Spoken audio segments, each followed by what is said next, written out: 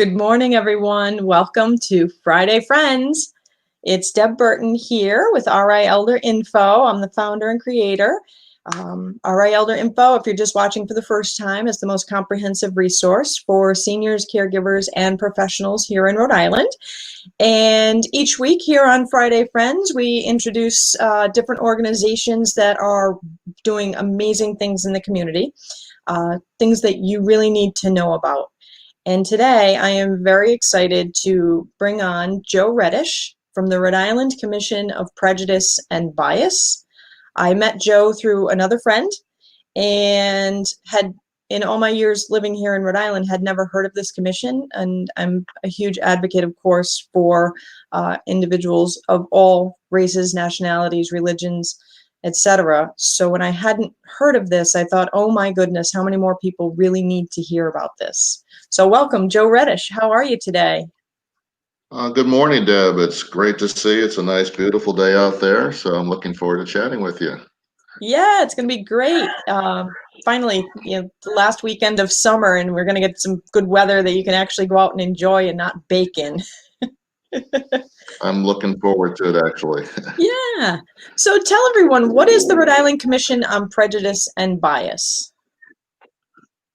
Rhode Island Commission on Prejudice and Bias was formed over 26 years ago by the state legislature, and it was really to address profiling challenges that we were having in the state of Rhode Island. Since that time, we've evolved over the years to really what we do is the organization works in conjunction with the Attorney General's office in providing training for our law enforcement. And the areas that the training that they provide is on hate crimes, response to hate crimes, sensitivity training, and how to handle prejudice and bias in our communities. All the things that we are actually talking about today in Rhode Island and across the nation. Rhode Island's actually ahead of the curve, which a lot of people don't realize. Yeah, it definitely has happened here in Rhode Island. And I think because we have enclaves that are not necessarily diverse, I think that there can be sometimes a sense of that doesn't happen, that it doesn't exist. And until you walk in another person's shoes, you live in your bubble. Exactly. I want to share the mission of the organization with you, just so you understand, so everybody understands what it is. The mission is to study and report on all forms of prejudice and hatred in Rhode Island, and to revise and codify, if possible, all laws relating to all forms of prejudice and bias and hatred. And that's really, I think, really important, is because it's not a stagnant organization. Because what we do is we upgrade our training as we see challenges in our community, and provide the training to our law enforcement agencies. We have ongoing educational trainings. We provide a conduit for reporting those challenges. So we've gone from not having really a website to, as you see on the bottom of the screen, our calloutprejudice.org website, where you can actually go and report a challenge. And then it gets funneled. We direct it to the right resource for you. And the nice thing about the commission is we're comprised of members of law enforcement, clergy, and community members. So we've tried to include all the essential pieces in this organization. So you talk to the community members as well. Yes. What are they reporting? What is the experience? Is it getting worse? Is it getting better? Is it that it's not necessarily worse or better, but the awareness is raised? There's a lot of talk in the media, both directions, and a lot of the talk is not purposeful to reach any kind of understanding from either side. So what are you seeing in the community here in Rhode Island? Well, I'll tell you, it's an interesting thing, because if you talk to individuals one-off, people say, oh, I didn't know that this happened in our state as far as training. And so the biggest thing I hear quite often is our law enforcement needs training. They need this. They need more sensitivity and so on. The ironic thing is we've been in existence for, like I said, over 25 years, and we're kind of the best kept secret in the state of Rhode Island. the Attorney General's office and our law enforcement and our clergy and parts of our community have already had this process going. And the challenge we've had is we're not visible. We haven't been as visible as we should have or could have been as a commission, so that people know that we exist. And so we've made a concerted effort over the last couple of years to really kind of get more engagement or get more outreach so people know that we exist. And our resource is only as valuable as the knowledge of it being available to a community and to even law enforcement. We actually have legislative members that don't know we exist, even though way back the legislative arm was the one that put this in place. So there's a great opportunity here to really bring everybody together. Amen to bringing people together. The idea that these one organization in the state doesn't know about another is not shocking to me. So yeah, I think it is super important to get the word out about your organization. So you work with all different types of discrimination and prejudice. So what does it, walk me through the process. I just saw a friend of mine on Facebook. He is a realtor. He went to show, he's an African-American individual. He went to show a family a house that was having an open house. And from what he expressed, the realtor showing the house implied that there was only an FHA mortgage that they could possibly have, and then really delayed their ability to even view the house to potentially put in a proposal.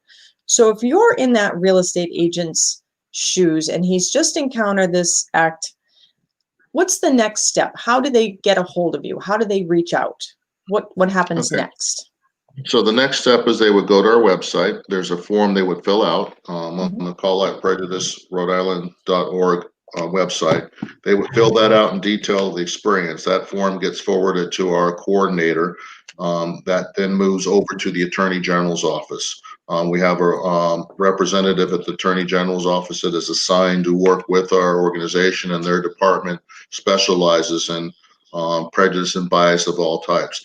They will reach out to that individual, typically within 24 to 48 hours, and start the conversation of, what are the next steps in the process of understanding, was this, a prejudice and bias situation, to make sure that the right things are happening, and down the road, if there's charges that may need to be drawn, or navigating that individual to help them identify with that realtor, for example, to say, we're aware of what's taking place. Would you like to change your behavior, and start moving forward the proper way? Oh, I like that. Now, one of the things that, I'm getting a lot of feedback. One of the things that COVID has really brought to light are healthcare disparities. And I do a lot of work, obviously, with older adults where they grew up in a time where hatred, Jim Crow, KKK regularly going by, these types of things are unfortunate incidents that have been a part of their life. What, for the older adults, sometimes prejudice and hatred and just knuckleheadedness doesn't fall in the category of a crime necessarily. It doesn't raise to that level. So when you're older and you know it when you see it, you know it when you experience it, how can we help our older adults move forward and have them contact you to say, I really think that my doctor's treating me differently based on my race or my religion or my culture or the language that I speak, and it's impacting my care? How would they go about reaching you and feel comfortable about that? Well, first and foremost, I'm going to change one word. Not older adults. I like to say seasoned adults, because we're experienced in life a little bit more. But I would say what we need to do, they would need to use that form again, explain in detail what they've experienced. And I'll just use an example. We had a case come in recently, that the individual was at a gas station, asked for assistance for putting air in their tire. The individuals at that gas station happened to not want to assist that person, and it was implied because of what they look like or their color. And so that's a case that came through to our commission, and it's in process being worked on. But those are the types of things that we need, our older adults, especially because they feel infringed upon or intimidated, to let us know. The biggest key is to know that our organization is going to guide you to an appropriate resource. And they should not ever, ever be afraid to let us know there's a challenge, because I know the energy of everybody that's involved with the commission is very strong in making sure that there's fairness and equity across for everybody. Does the commission allow people to report a situation anonymously? Yes. And it's kept 100% anonymous, because Rhode Island being small, people. Yeah, it's kept 100% anonymous, and then we reach out and with the information to try and guide the party that may be imposing that prejudice and bias to do the right thing. Okay. And can you impose any consequences as a commission, or you connect the victim with organizations that can impose consequences? Essentially, our biggest partner is law enforcement and the Attorney General's office, and they would be the ones to, define and investigate if there's a crime that's been committed. The commission's true job as the commission is to really be that conduit to really guide and work with the Attorney General's office in the process of things. Again, one of the things we do as a commission, we work with the Attorney General's office and identifying the updated training, the types of trainings that we want our law enforcement in the state of Rhode Island to have, so that when they are out there, they can recognize when prejudice and bias is being displayed by individuals. I think that's really important. Are you also offering that training among the state agencies and the customer-facing state offices? There had been a plan about that. I read it recently, but I think the plan might have been maybe from 2008, that all state workers who are customer facing would undergo some kind of training in relation to working with someone who is different from them in any way. Right. So ironically, it's interesting you asked that question. It's almost like you were in a conversation I was part of about a week ago. One of my colleagues actually works in that department area and is pushing to make sure that that training does, that type of education and training starts to take place.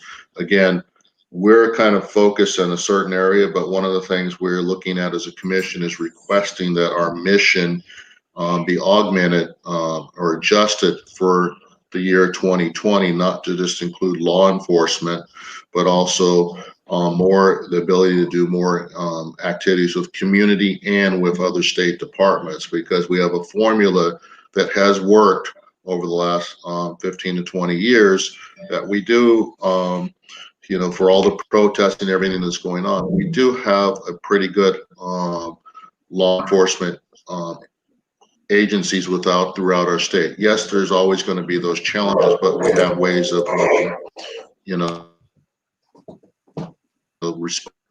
and getting that type of education. But again, believe it or not, we are fully grant based right now, and so we're not even funded as a line item on the state, and we've been able to accomplish a number of effects on the the law enforcement training and engagements with community. Last year we did last year we did a program called Creating Safer Communities, where we brought almost 90 law enforcement officers to a seminar that was put together, and then we also brought community in also with that.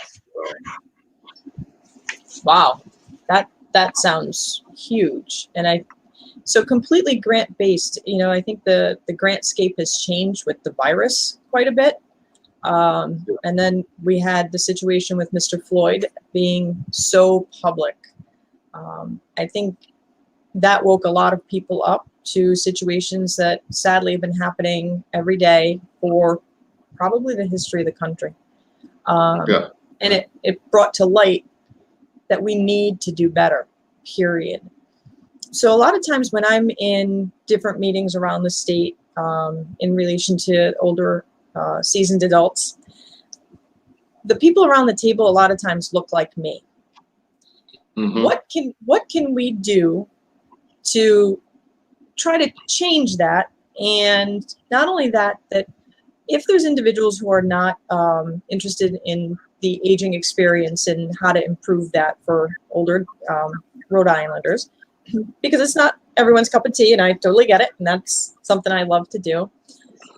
What can we do as, you know, a wide collective that works in the aging space to just improve even recognition of bias and prejudice in a group that's underrepresented at the table?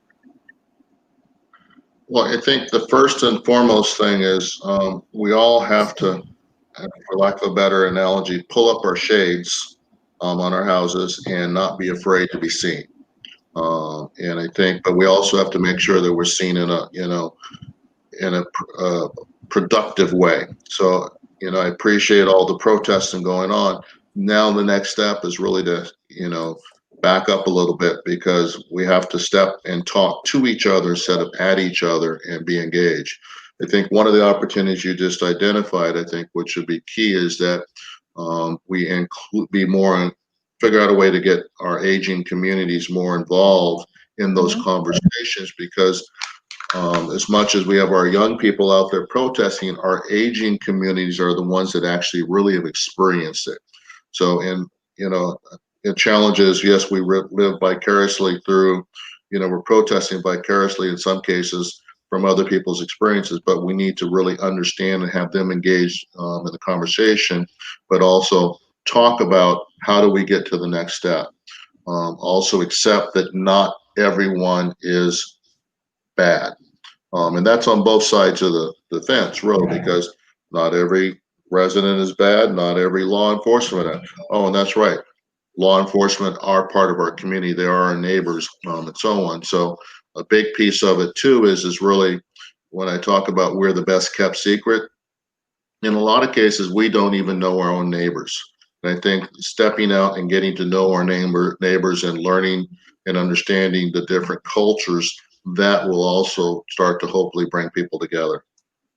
I hear you on that one. And it seems we don't know our neighbors for a lot of different reasons. And Right. Yeah, we need to go back to knowing our neighbors and going back to that sense of community where we looked out for each other. This is something that I have been on this soapbox long before COVID, but we cannot depend on our government to be the ones to take care of all of our needs as we get older, that we have to come together as a community. There's not enough people to do the work. There's not enough financial resources out there to be able to meet the needs that we're going to have as we age. And so, like, we have to come together. And I find it interesting that many parts of Rhode Island are really very segregated, and the opportunity to meet your neighbor is going to look an awful lot like you in most, well, maybe not most, but in a lot of communities. So I think sometimes people that I've spoken with have been afraid to have a conversation with someone who's not like them for fear of offending and being viewed as being racist, when it's not necessarily racism versus ignorance. Whether they're discussing, I'm interested in learning more about the Muslim faith, but I'm afraid that if I spoke to someone who is of the Muslim faith, I'll say the wrong thing and offend them. So I don't want to be perceived as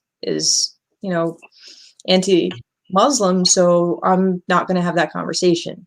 Yeah. And are you aware of opportunities where people can get together to just have an open dialogue and understand that everybody's there with the good intention, but might say or do the wrong thing and inadvertently offend?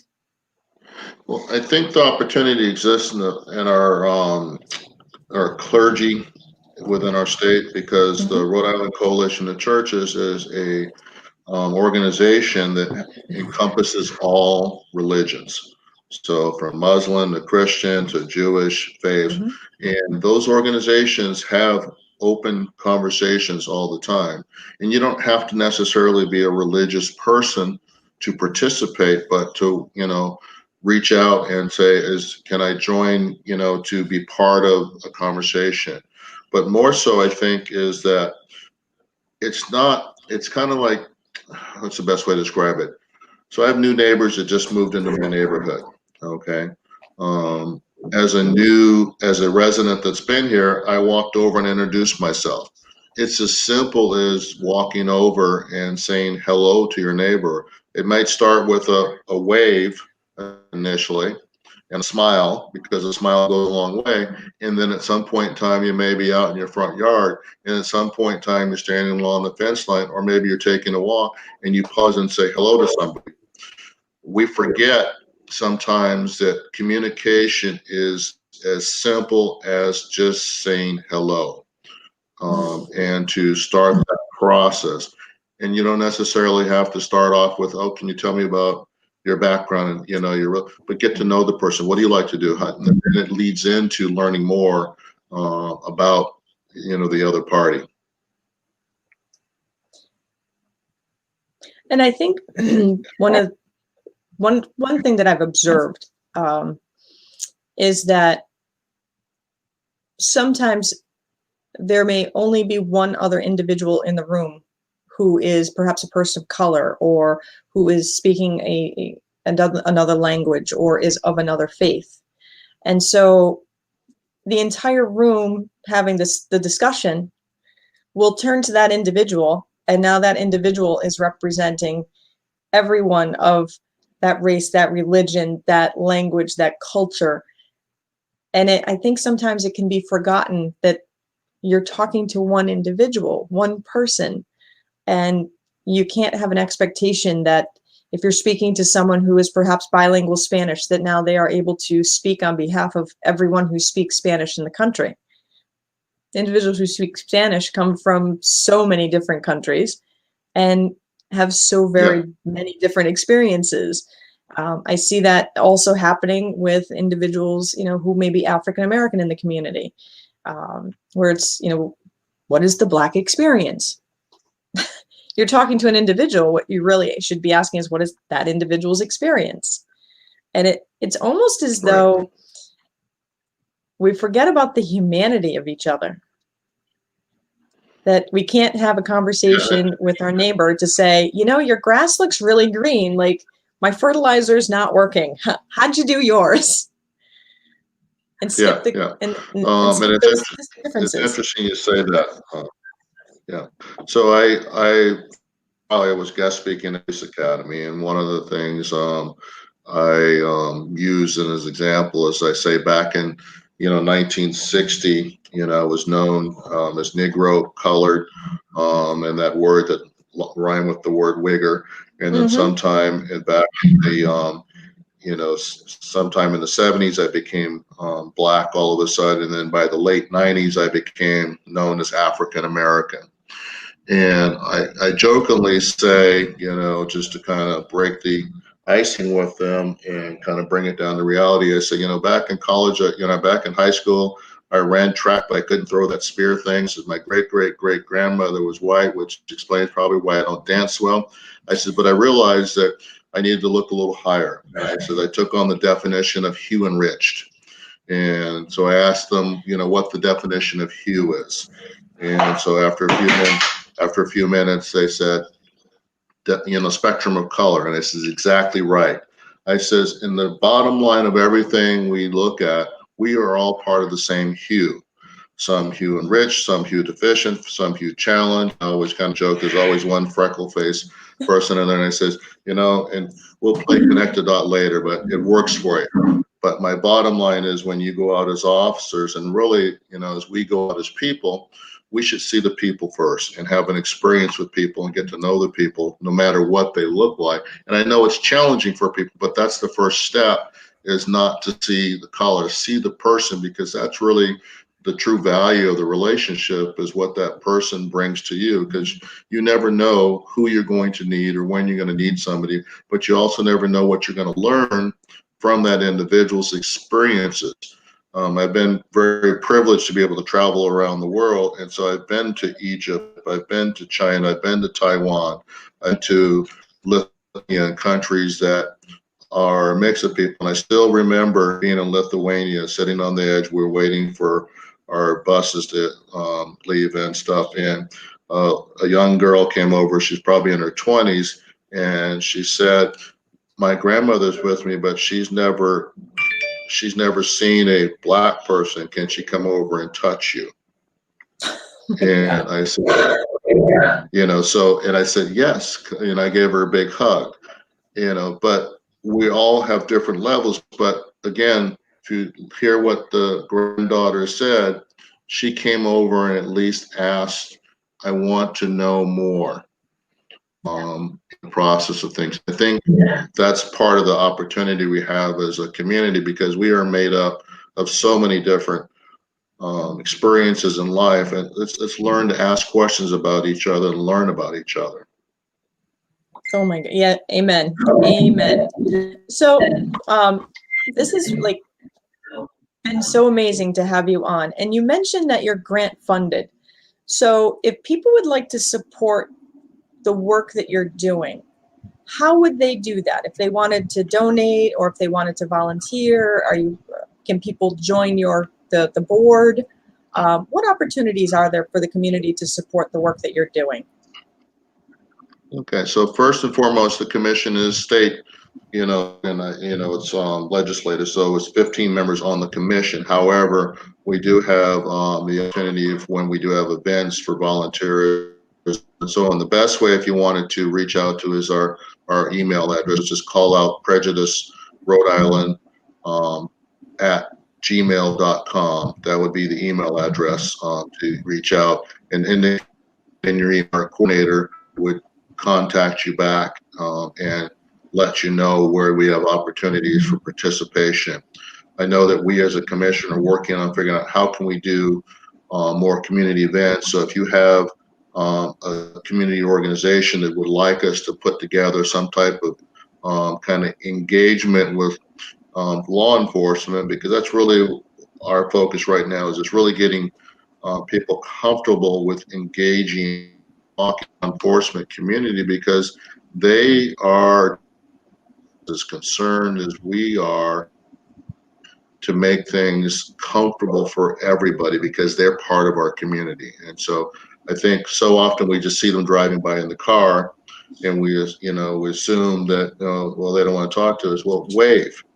And I teach this to the law enforcement teams. When I teach, I say, when you drive by, and I'm going down the highway and I see that car behind, most people hearts go pop out, pop out, pop out, thinking that it's not necessary that they've done anything wrong.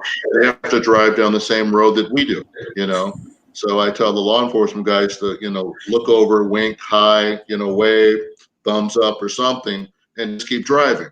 And then that will take away that fear of a car. I'm the one that I have my speed limit set right on, 68, 69, when it's a 65 mile per hour speed limit, it's like, I want to have a conversation. Go ahead and pull me over for 4 miles. I'd love to have a conversation, type thing. But let's get rid of those fears of saying hello to each other. So. I love that. Yes. And you're right. When the officer comes in behind me, my heart's like, oh my God, I know I have my seatbelt on. I think I should do less than the speed limit just in case my speedometer's wrong, kind of thing. It's like, oh my God. Yeah. Yeah. So it's like, oh my goodness. So, and the last thing I'll say, I was really excited or pleased, or however you want to say it. Our Rhode Island law enforcement community, the Chiefs Association, did something no other agency in the nation did. They stepped up and put in their 20 for 2020 initiatives. And that was really to proactively relook at everything that they do to make a difference and try and be the owners of making change in law enforcement. I think if you're not sure what it is, go out to their website and take a look.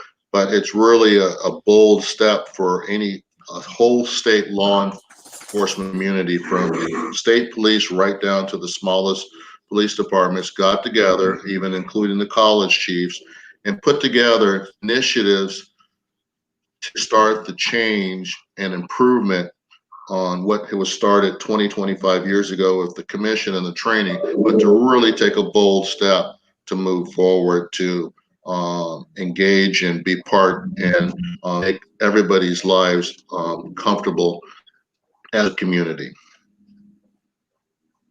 That's awesome. And so I did get a private message. It didn't come through the chat.